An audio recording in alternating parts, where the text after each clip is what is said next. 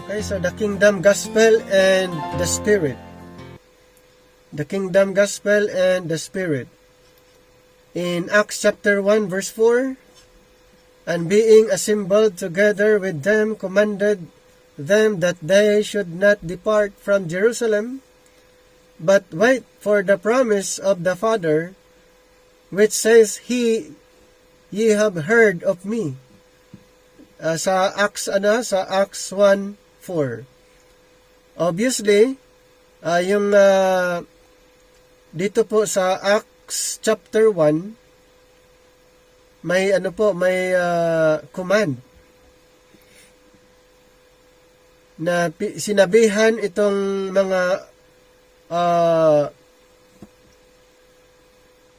mga little flock or the kingdom believers that they should not depart from Jerusalem. Mayroon pong ipinangako ang Panginoon, but wait for the promise of the Father. Ano po yung promise? Ano po yung inaantay nilang promise? Ito po yung banal na espiritu. Kaya nung pagdating ng Acts 2, doon po ibinigay yung pangako. Yung tinatawag na comforter. At yun po yung mag-empower sa mga apostles at yung iba pang mga believers during that time. Incredibly, many have failed to see that the things recorded in the early chapters of Acts are simply a continuation of the earthly ministry of Christ. May mga iba na hindi nila ito nakita na ito po ay continuation. Ito po ay continuation sa earthly ministry ng ating Panginoon. As a matter of fact, many of the promises our Lord made to His kinsmen after the flesh were literally fulfilled in the early Acts period. Marami pong ulitin ko po, mga promises ang Panginoon doon sa kanyang mga kinsmen after the flesh, nung nandoon pa siya, nung siya'y nagkatawang tao, na natupad during early Acts or the first part ng Book of Acts. Prior to our Lord's ascension, He instructed His disciples to remain in Jerusalem. Diba sabi ng Panginoon yung sa binasa natin kanina, nung hindi pa siya nag-ascend, hindi pa siya umakyat, ito nga yung sinabi niya sa mga disciples na manatili sila sa Jerusalem that they might receive the promise of the Father, which of course was the coming Holy Spirit. Diba, pinangako na ng Panginoon noon. Basahin natin nung before siya namatay, mayroon siyang sinabi. Bago siya na-crucified, dito sa John chapter 16 verse 7, ito yung sinabi niya, "Nevertheless, I tell you the truth, it is expedient for you that I go away, for if I go not away, the Comforter will not come unto you, but if I depart, I will send Him unto you." So ito yung sabi ng Panginoon, kung ako'y nandirito, ay hindi darating ang Comforter. So kung ako ay umalis, doon ipapadala ang Comforter. Dito sa may verse 13, "Howbeit, when He, the Spirit of truth, is come, He will guide you into all truth, for He shall not speak of Himself, but whatsoever He shall hear, that shall He speak, and He will show you things to come. Then 14, He shall glorify me, for He shall receive of mine, and shall shew it unto you." Then sa chapter 14, sino ba yung comforter na tinutukoy ng ating Panginoon? Dito sa verse 26, "But the Comforter, which is the Holy Ghost, whom the Father will send in my name. He shall teach you all things, and bring all things to your remembrance, whatsoever I have said unto you.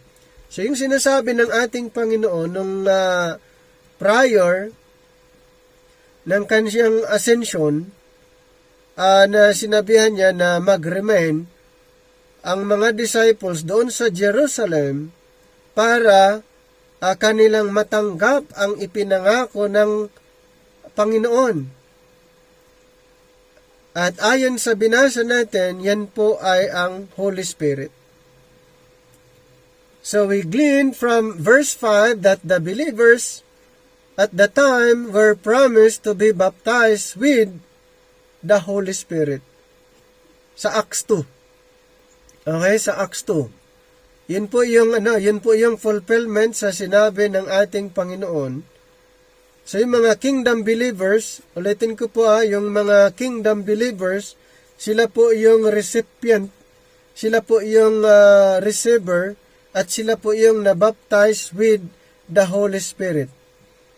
According to the Mark's Gospel, we are told that Christ would be the baptizer who would officially identify them with the Spirit on the day of Pentecost. So sino po ang baptizer during that time sa Pentecost? At sino po yung ano po yung elements, and then sino yung receiver? So dito nga po si Jesus Christ. Christ the baptizer. Siya po yung baptizer, and then ang mga recipient ay ang mga little flock, the believing Israel, na sila po ay officially ma-identify them with the Spirit on the day of Pentecost. Kaya doon sa Pentecost, ayan, ang fulfillment sa sinabi ng ating Panginoon, yung kanyang ipinangako na kung bakit sila'y manatili sa Jerusalem. Mark 1:8, I, according to John, indeed have baptized you with water, but He, the Lord Jesus Christ, shall baptize you with the Holy Spirit. So yun po yung fulfillment sa Day of Pentecost. Sa Day of Pentecost. Ano pong nangyari nung sila'y na-baptize, na-empower, and then, ang effect po doon, after that, sila po ay nakapagsalita ng iba't ibang dialect. Bakit kailangan nilang magsalita ng iba't ibang dialect? Ang purpose po doon, para sila'y makapag-mission, makapag-ministry sa iba't ibang nasyon. Then, start from Jerusalem, Judea, Samaria, then to the uttermost part of the earth. Actually, yun po ang purpose kung bakit sila'y kailangan magsalita ng mga iba't ibang dialect. So the purpose of this baptism is found in Acts 1:8, where we read, "But ye shall receive power, after that the Holy Spirit is come upon you, and ye shall be witnesses unto me both in Jerusalem and in all Judea." And the significance of this event was to empower them with supernatural sign gifts, that they might more effectively testify of the resurrection of Christ.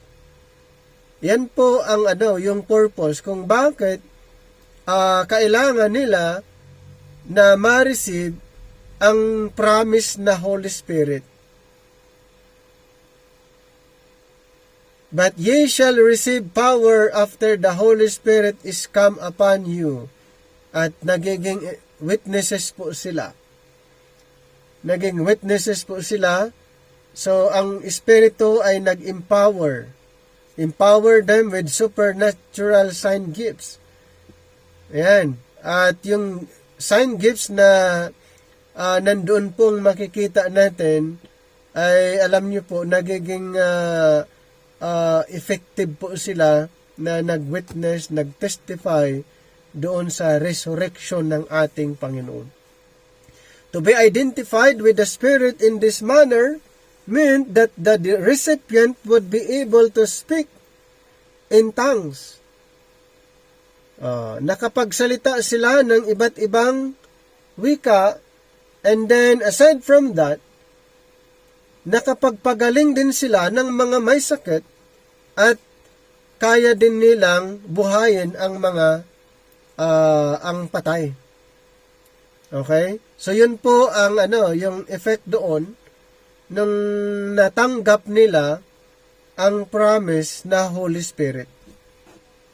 At ang recipient, ulitin ko po, ay ang mga little flock or the kingdom believers. Ang tanong, ito ba ay hanggang ngayon ay effective? Ito ba ay nag-operate? Ito ba ay active ngayon? Hindi po. Ito po ay nangyayari during Acts period. First part ng Book of Acts, ministry ng mga apostles. Doon po active ang mga ito dahil yan ang kanilang ministry before the revelation of the dispensation of the grace of God. In Acts chapter 2, we have a very graphic description of the arrival of the Holy Spirit. Acts chapter 2, 1 and 4, and when the day of Pentecost was fully come, they were all with one accord in one place. And they were all filled with the Holy Spirit and began to speak with other tongues as the Spirit gave them utterance. Ganun po yung nangyayari during Acts period, Acts 2. Nakapagsalita sila ng iba't ibang dialect, iba't ibang lingwahe. Ayan.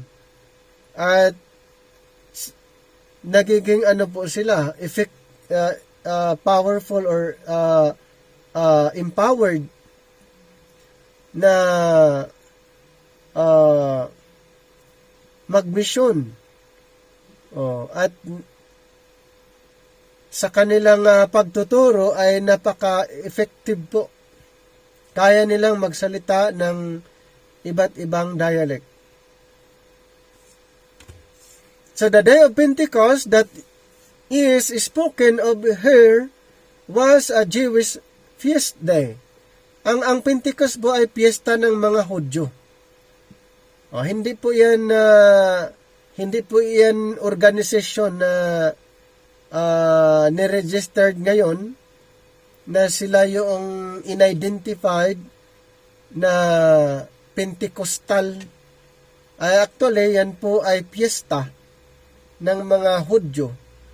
So kung tutuusin, ang tatawaging Pentecostal ay ang mga Hudyo. Kung titignan natin ang history. So the day of Pentecost that is spoken of here was a Jewish feast day and has absolutely nothing to do with the Gentiles.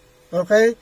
Nothing to do with the Gentiles or the church, the body of Christ. Wala pong connection ang Gentiles doon sa piyesta ng mga Israel. Or even the church, the body of Christ, hindi po related doon sa Pentecost. So, Pentecost means 50th. The word Pentecost means 50th. Because it followed 50 days after the feast of first fruits, according to the law of the Lord given to Israel, ayon sa Leviticus 23, verses 1 to 10. Kaya tinatawag na Pentecost.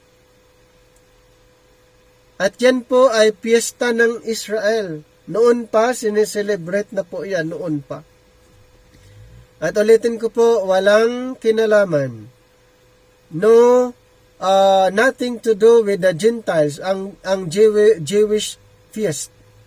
Nothing to do with the Gentiles or the church the body of Christ.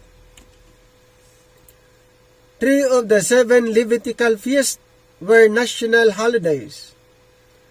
When all Israelites were required to make a pilgrimage back to Jerusalem to offer specific blood sacrifices and rekindle the national spirit, it was during the Feast of Pentecost that Christ baptized his 120 Jewish followers with the Holy Spirit.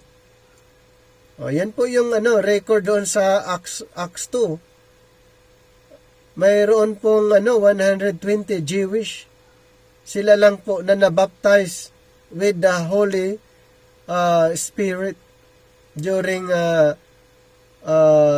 Pentecost. 120 kung tutuusin, ito ba ay church na Pentecostal church? Hindi. Yung church na ito ay hindi po Body of Christ Church. At hindi rin Pentecostal church kasi ang Pentecost ay piyesta. Okay, ito po yung mga converts during the earthly ministry of Jesus Christ, including the apostles. Kaya doon sa Pentecost, sa piyesta na yung 120, sila po yung nabaptize with the Holy Spirit. This wonderfully prepared them to announce to the religious leaders in Israel. Okay? Wonderfully prepared them to announce to the religious leaders in Israel that they were being given a second chance. Second chance. If Israel nationally would have simply repented of crucifying their Messiah, then God would have sent the times of refreshing. Ito po ay second chance na lang po na ginawa ng Panginoon para dun sa mga religious leaders na kung sila ba'y mag-repent nung pinatay nila ang Mesyas. At kung mag-repent po sila, darating na po yung millennial kingdom ayon sa Acts chapter 3, verse 14 to 21, kung ang mga Israelites ay nag-repent. Kaya nga si Apostle Pedro, he was introducing the baptism of repentance. Ayan, kung ang mga Israelites ay mag-repent sila na kanilang ipinako ang Mesyas, God would have sent the times of refreshing. Yan po yung millennial kingdom. Ang tanong, sila ba'y nag-repent? Sila ba'y nagsisi na ipinako nilang Mesyas? Hindi. May ilan, pero karamihan hindi.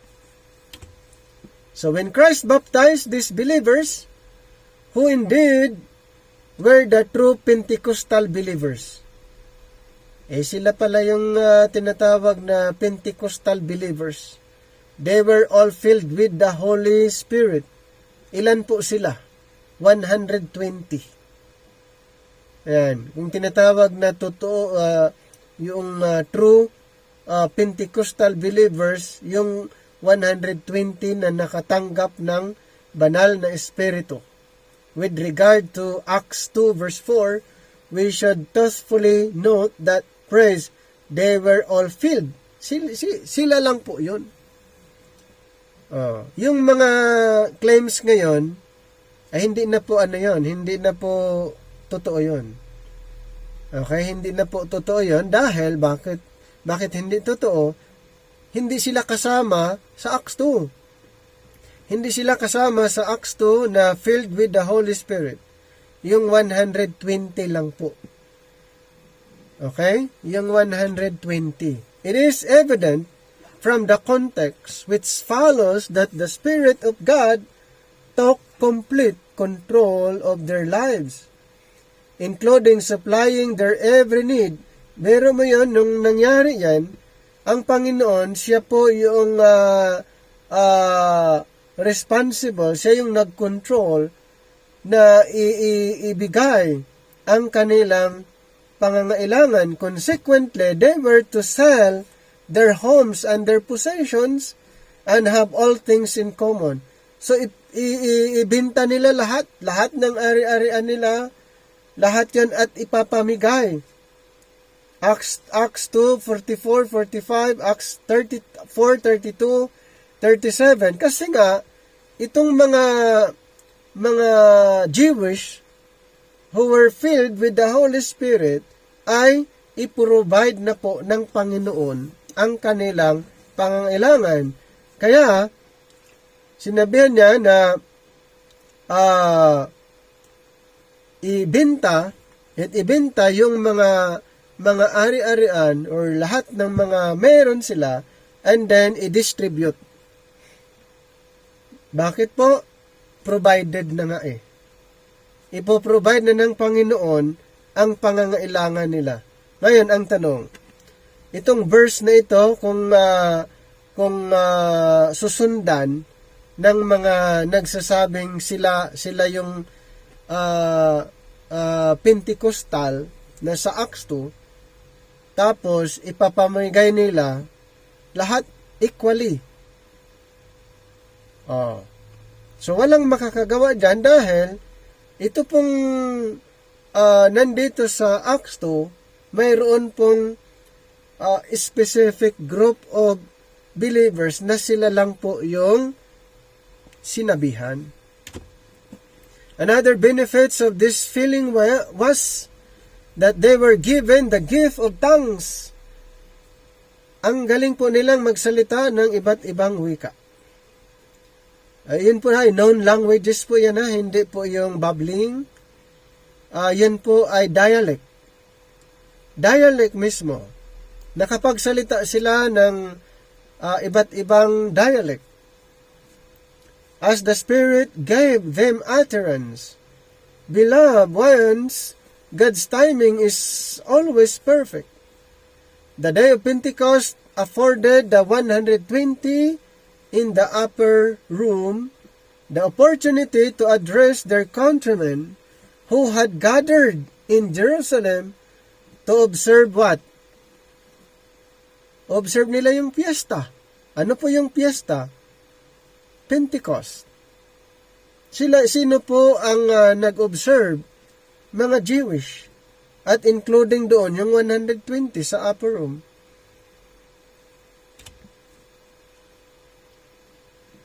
So kung yung kung titignan po natin, alamin natin yung record, ang Pentecost ay hindi po bago.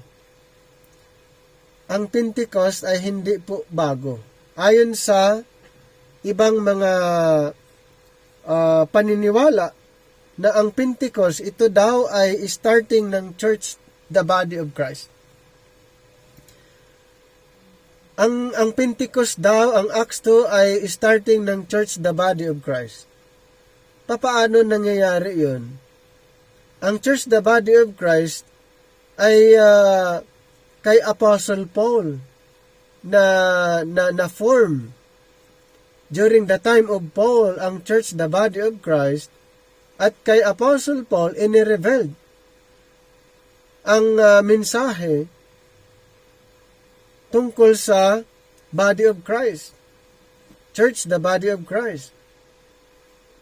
So, hindi po, hindi mag-connect. Kasi sa Acts 2, wala pa si Apostle Paul. Wala pa siya sa Acts 2. Na-convert siya Acts 9. Kaya, hindi pwede na ang Acts 2 ay doon nag-start ang church, the body of Christ. Nothing is new. Wala pong bago doon. Yung mga convert sa Acts 2 ay added to the church. Yung mga na-convert that time ay naidagdag. Diba? Mayroong 120 na mga believers doon and then filled with the Holy Spirit. So yung mga na-convert after that ay added to the church. Acts chapter 2 verse 41. Acts chapter 2 verse 41. Then they that gladly received his word were baptized, and the same day there were added unto them about 3,000 souls. Yung mga na-convert ay added to the existing church. So mayroong church na nag-exist. At yung mga na-convert ay added. Okay? Yung mga na-convert ay added to that existing church. Ito po ay Kingdom Church. Hindi po church the body of Christ. Okay? Hindi po yung church the body of Christ. Kailangang malinaw po sa atin kasi ito po ay karamihan ay doon ang kanilang paniniwala na ang church, the body of Christ, ay sa Acts 2. And then, the mystery and the spirit naman po. So, kanina, the kingdom and the spirit. So, the spirit and the mystery and the spirit. For by one spirit are we all baptized into one body, whether we be Jews or Gentiles, whether we be bond or free, and have been all made to drink into one spirit. So, for by one spirit are we all baptized. So, the baptizer here ay spirit. So, in the dispensation of grace, the ministry of the Holy Spirit has changed significantly. So, hindi katulad noon under the Acts 2, ang ministry ng banal na Espiritu, sa time na ito, nagbago yung kanyang ministry under the dispensation of grace. Through a special revelation, the Apostle Paul announced a new baptism which is performed by the operation of the Spirit. Ulitin ko po. Through a special revelation, the Apostle Paul announced a new baptism. New baptism. Hindi katulad ng baptism mentioned before Apostle Paul. So, a new baptism which is performed by the operation of the Spirit. Bakit new baptism? Dahil ang nag-perform po dito ay ang Spirit. This is the one baptism referred to in Ephesians 4:5, which explains why we do not advocate a second work of grace. Today, it is the Spirit of God who is the baptizer. So, sino po ang baptizer natin ngayon? Holy Spirit. Sino yung baptizer during Pentecost? Si Jesus Christ. So, as our passage clearly stipulates, according to Paul's words here to the Corinthians, the purpose of this baptism is to spiritually baptize. Anong purpose? Ang purpose po, to spiritually baptize or identify us with Christ's body, whether we be Jews or Gentiles. Furthermore, we are said to be identified with Christ's death, burial, and resurrection. That's the work of the Holy Spirit.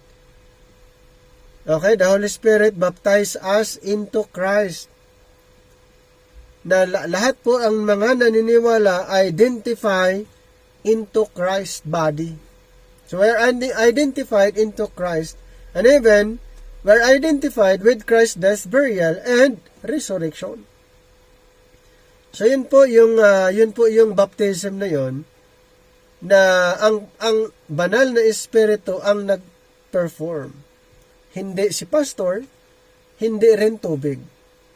Ang ginamit na elements or element, hindi katulad ng iba na klase ng bautismo na ginagamit na elements ay ang tubig.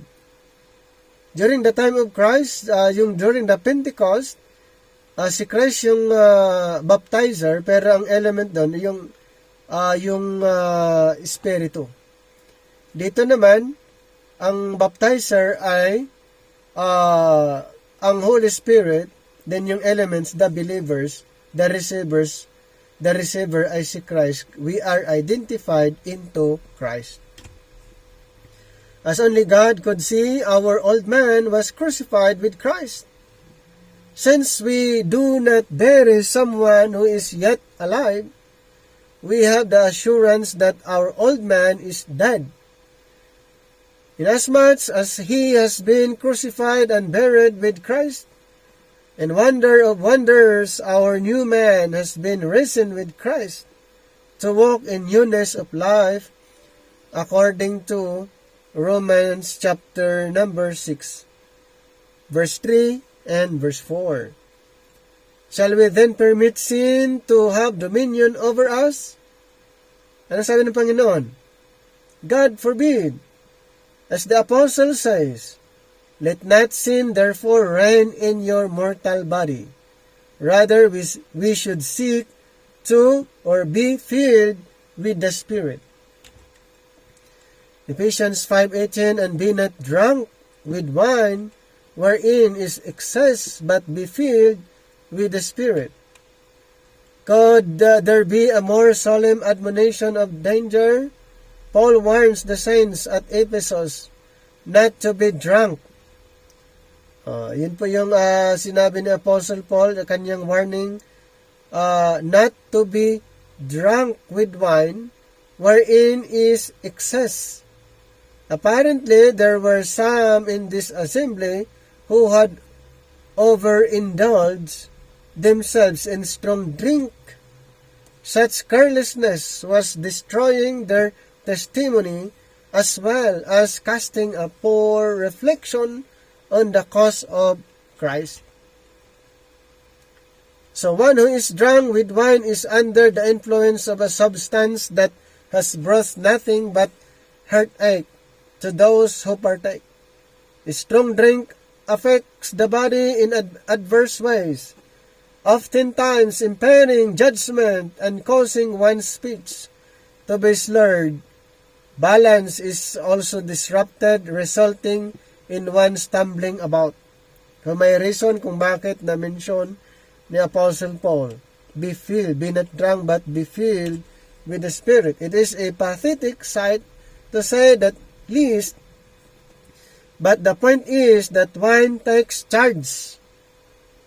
The wine takes charge of the whole person. Kung siya ay na-drunk. Paul's argument is, don't allow wine to control you. Kaya pala sinabi niya yun. Don't allow wine to control you, but rather allow the Spirit to have control of your life. Kaya yung sinasabi niya, be not drunk, but be filled. Yan po yung reason. In this regard, it is, or it should be noted, that the apostle does not say, we are all filled with the Spirit, as stated in Acts 2, verse 4. So, hindi po yan related doon sa Acts 2, verse 4, yung na-mention natin kanya. Separate po. Okay? Instead, he challenged us,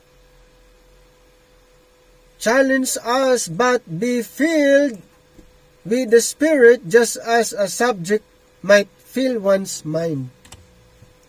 Many have misunderstood Paul's words here in Ephesians, reasoning that the filling of the Spirit has to do with having more of the Spirit. Actually, we are already indwelt by the Spirit, but He can and should have more of us. This is accomplished by yielding ourselves to the control of the Spirit and our members as instruments of righteousness. It means casting down prideful self and no longer having things our way. Rather, we must learn the necessity of bringing into captivity every thought to the obedience of Christ. Then in addition to this, the Word of God must have a preeminent place in our lives. Every child of God must give himself daily to meditating on the Scriptures, for they will provide a sure foundation upon which to rest his faith. We should be diligently comparing Scripture with Scripture, seeking to understand the sense that is given. Mark these words and mark them well. The dividends are most rewarding. Then, prayer must become second nature to us as well. As natural as it is for us to breathe without giving it a thought, this is how natural it should be for us to go to our Heavenly Father in prayer. One of the reasons the spiritual lives of believers are so anemic revolves around the fact that we have stopped talking or taking everything to God in prayer. Then, the Holy Spirit's influence should affect every area of our life, resulting in a remarkable transformation in our attitudes. So kung i-compare natin sa under the Time Past program, hindi masyadong emphasize, but during the time of Apostle Paul ay meron pong emphasis regarding po sa ministry ng espiritu. And then the feeling of the Spirit then is something we must attain to by grace through faith. Furthermore, the Spirit-centered life today will never manifest itself with miracles, signs. Ito po under our time. Kung i-compare natin before, ay mayroon pong mga manifestation, mga miracles, signs, and wonders. Someone may be thinking, but why did God use supernatural gifts to introduce His plans and purposes for the body of Christ? The answer is twofold. First and foremost, they were assigned to Israel. Yung sign and wonders signed for Israel. That God was withdrawing His blessing from the chosen nation that He might turn to the Gentiles.